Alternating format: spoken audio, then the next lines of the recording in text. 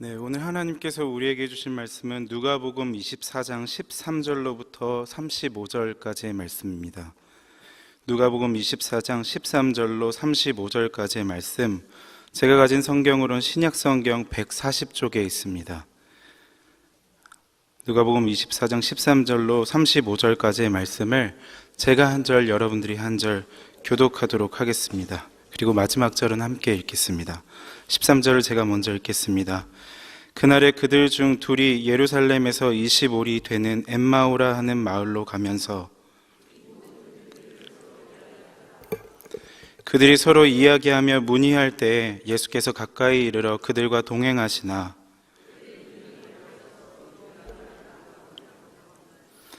예수께서 이르시되 너희가 길 가면서 서로 주고받고 하는 이야기가 무엇이냐 하시니 두 사람이 슬픈 빛을 띠고 머물러 서더라.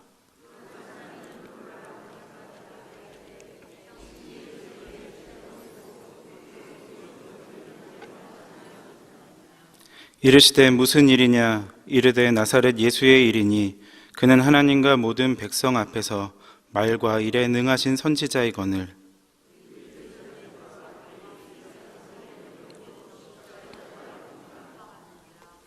우리는 이 사람이 이스라엘을 속량할 자라고 바랐노라. 이뿐 아니라 이 일이 일어난 지가 사흘째요.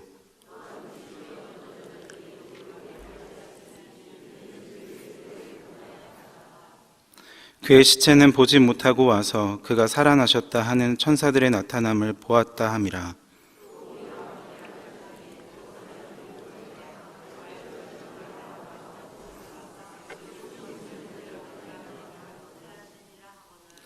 이르시되 미련하고 선지자들이 말한 모든 것을 마음에 더디 믿는 자들이여,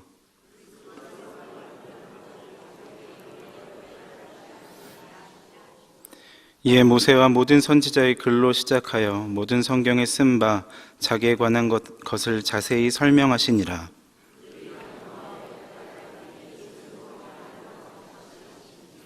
그들이 강권하여 이르되 우리와 함께 유하사이다. 때가 저물어 가고 날이 이미 기울었나이다 하니 이에 그들과 함께 유하러 들어가시니라.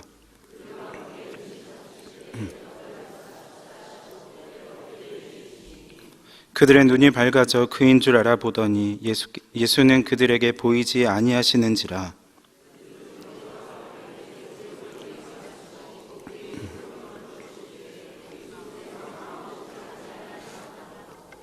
곧 그때로 일어나 예루살렘에 돌아가 보니 11제자 및 그들과 함께 한 자들이 모여 있어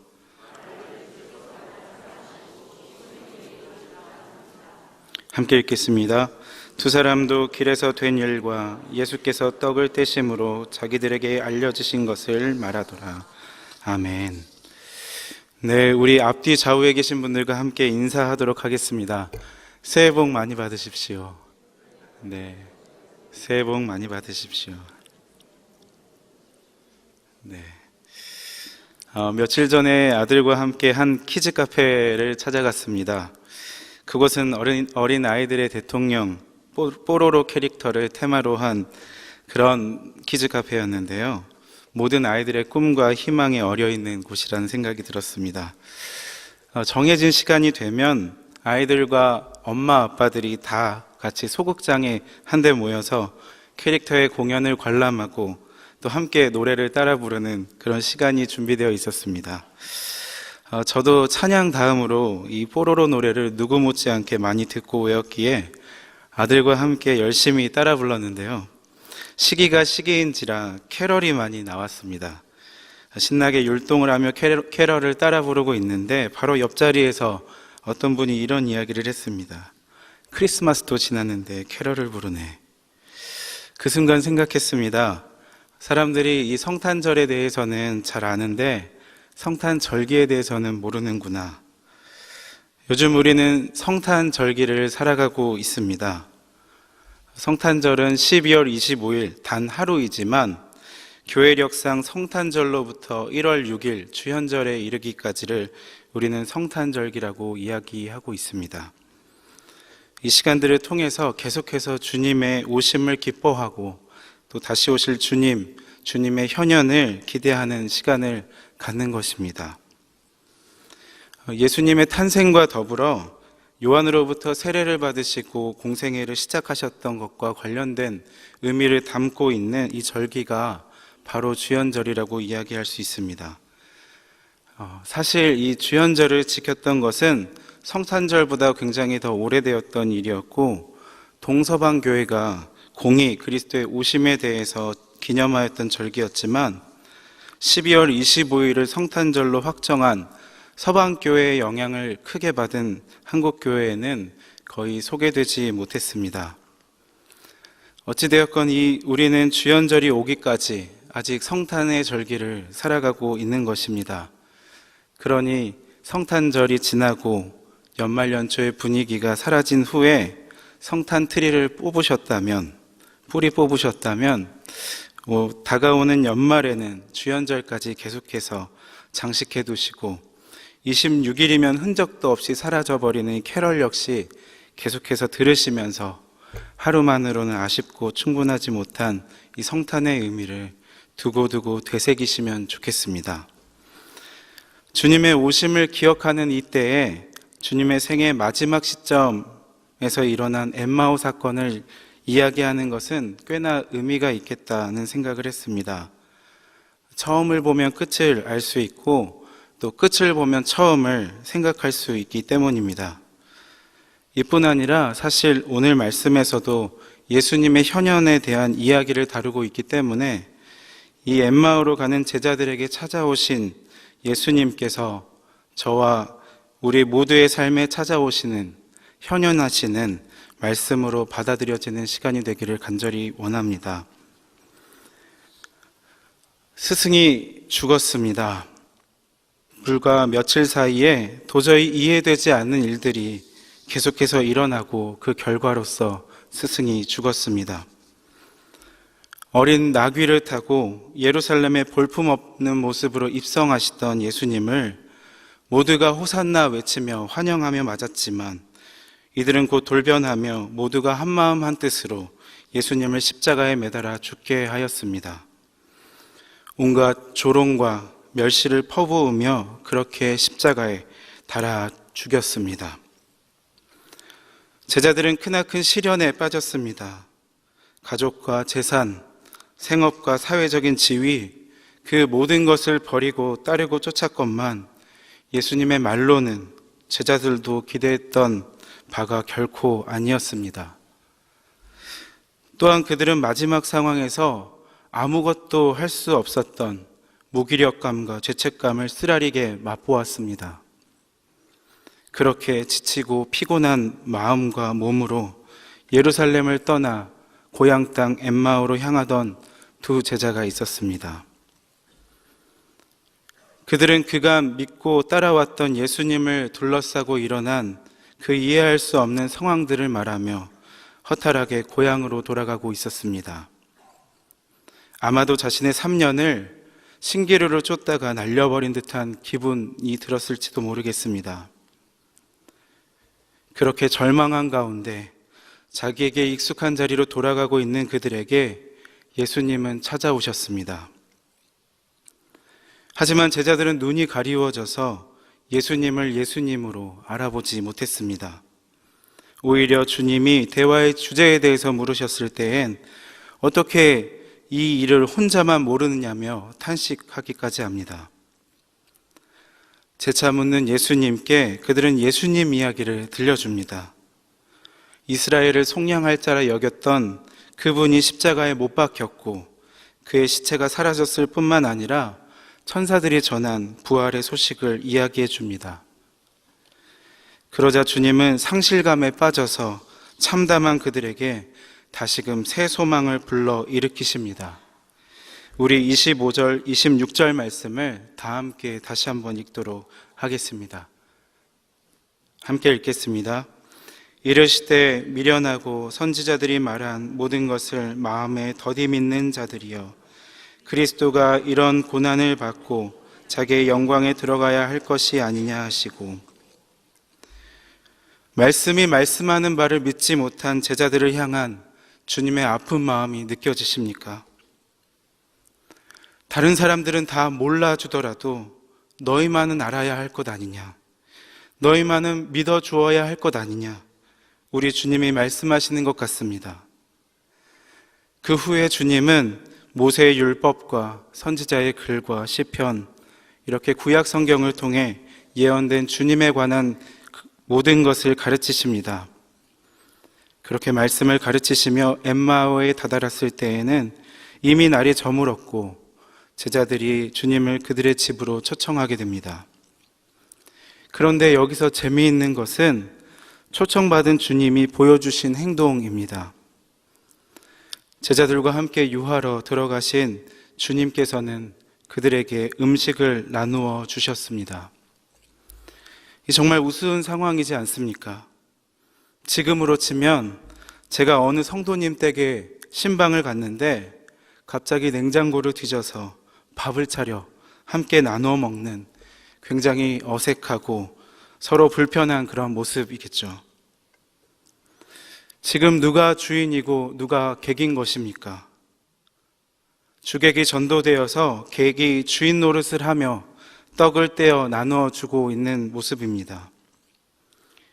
그런데 또 이상하게도 제자들은 이상한 주님을 뭐라 제재하지 않습니다. 오히려 너무도 익숙하게 주님의 식탁에, 주님의 성찬에 그대로 참여하였고 그제서야 그들의 눈이 밝아져 주님을 알아보았습니다. 저는 오늘 이 말씀을 읽고 묵상하면서 어쩌면 우리 역시도 우리 가운데 이미 찾아오신 주님을, 이미 현현하신 주님을 자주 놓치고 살아가는 건 아닌가 생각하게 되었습니다. 특히나 성탄의 신앙은 우리에게 기쁨과 동시에 마지막 날 주인이 다시 우리에게 찾아오셔서 우리와 함께 결산하게 될 그날을 생각하게 해주는데, 이를 잊고서 살아가게 될 때가 얼마나 많은지요. 주님은 우리에게 다시 찾아오십니다. 그날과 그때를 우리는 알 수 없지만 주님은 우리의 왕으로, 우리의 참된 주인으로 다시금 찾아오실 것입니다. 그날에 우리는 더 이상 우리의 삶에 왕노릇하지 못할 것입니다. 주인 행세하지 못할 것입니다. 그저 제자들이 그러했던 것처럼 주님의 발등상 아래에서 주님이 차려주시는 밥을 먹으며 주님이 이끄시는 대로 따르게 될 것입니다. 아주 자연스럽게 말입니다. 그러므로 우리는 항상 기억해야 합니다. 주님이 우리 가운데 임하셨을 그때에 우리의 눈이 가려지지 않도록, 우리가 주님을 알아볼 수 있는 눈이 있도록 날마다 우리의 마음의 창을 닫고 또 닫아야 할 것입니다. 왜냐하면 마음이 청결한 자만이 우리 하나님을 알아볼 수 있을 것이기 때문입니다.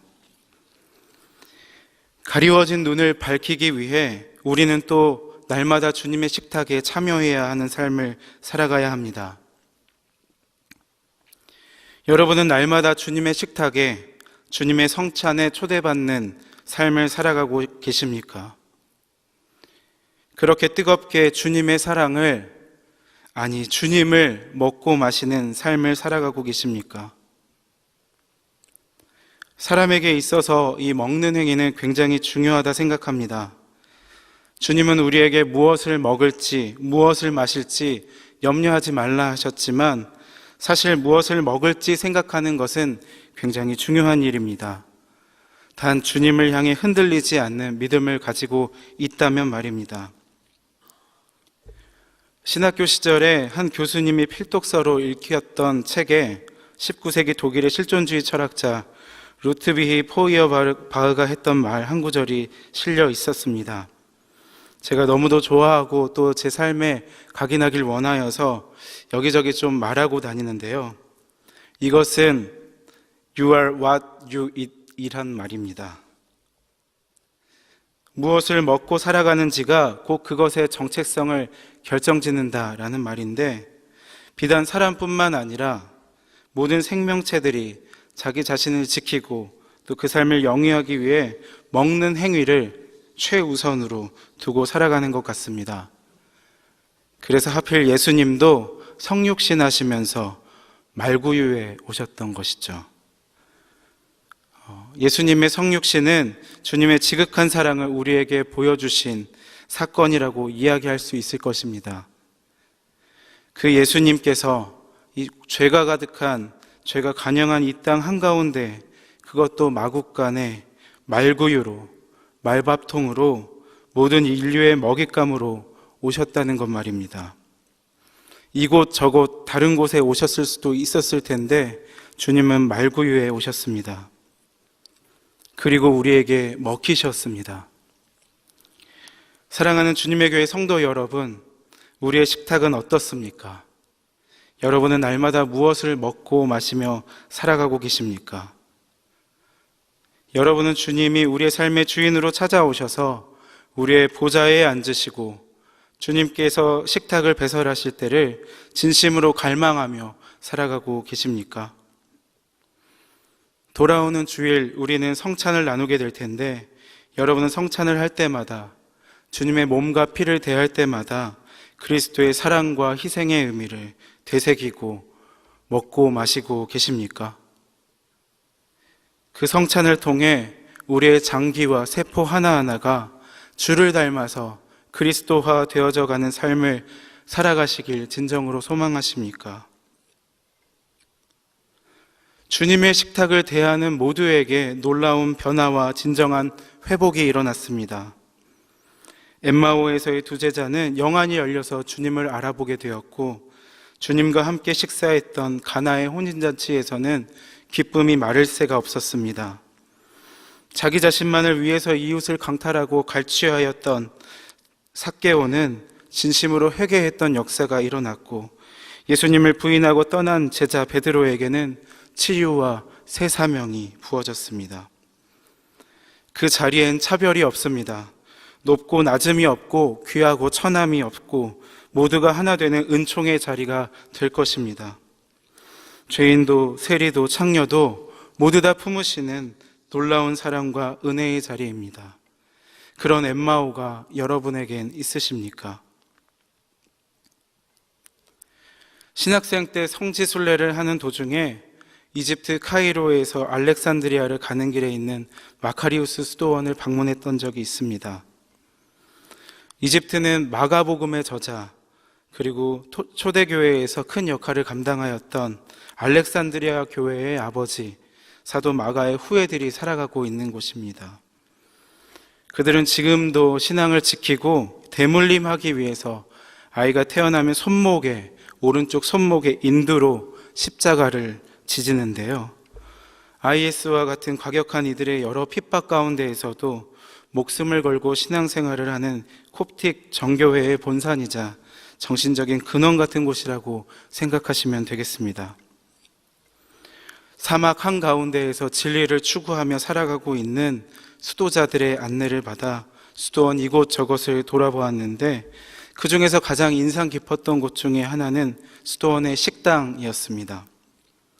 식당 중앙엔 정육면체의 커다란 돌로 만들어진 식탁이 놓여 있는데, 정해진 시간이 되면 사람들이 그 돌식탁에 모여 앉아서 식사를 한다고 하였습니다. 그런데 재미있는 것은 연장자로부터 연소자에 이르기까지 순서대로 둘러 앉아서 가장 나이가 많은 연장자가 가장 나이가 어린 연소자가 함께 한 식탁에서 마주보며 같이 식사를 한다는 것이었습니다.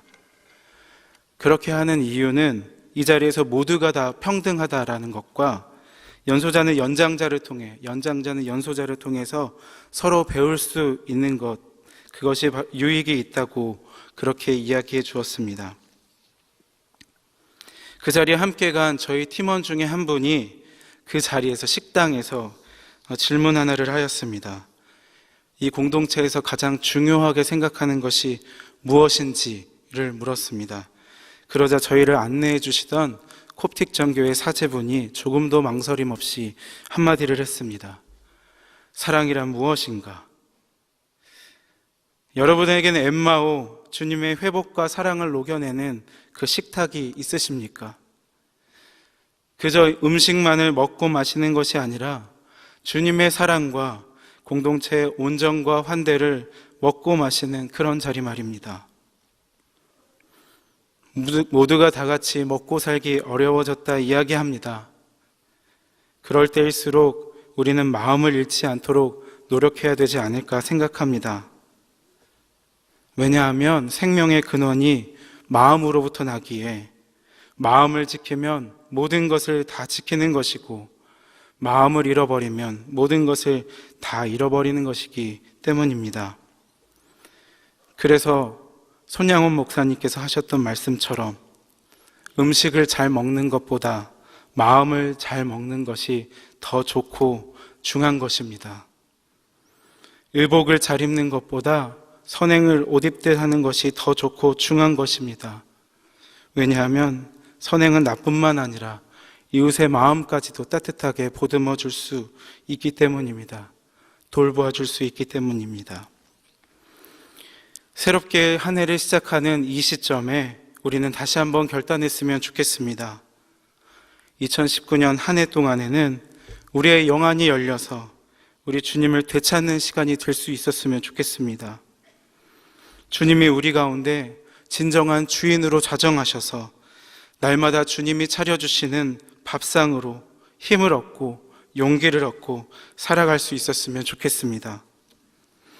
또 이것이 나 개인에게 뿐만 아니라 가정과 직장과 겨자씨와 내가 속한 모든 공동체를 그 가운데 속속들이 깊이 뿌리 내릴 수 있도록 진심으로 이것을 바라시면서 결단하실 수 있었으면 좋겠습니다.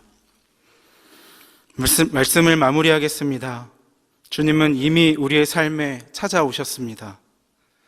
하지만 우리의 눈이 어두워 우리의 삶이 더 중요해 주님을 변두리로 내어 몰았다면 다시금 주님께 우리가 가진 보좌를 내어드리길 원합니다. 만약에 우리 주님이 우리 마음에 빈방이 없어서 추운 바깥에서 떨고 계시다면 다시금 우리의 삶의 주인으로 찾아오실 수 있도록 주님이 우리에게 당신을 나누어 주셔서 우리의 몸과 마음이 그리스도화 될 수 있도록 우리의 마음의 문을 열어드렸으면 좋겠습니다. 그렇게 날마다 우리 가운데 찾아오시는 주님이 베푸시는 우리 마음의 엠마오, 주님의 식탁에 참여함을 통해 주님과의 사랑을 회복해가며 주님으로 우리의 삶이 재편되어지고 주님만으로 가득 찬 진정한 복과 기쁨을 함께 누리시는 저와 여러분, 우리 모두가 되기를 간절히 바랍니다. 함께 기도하겠습니다.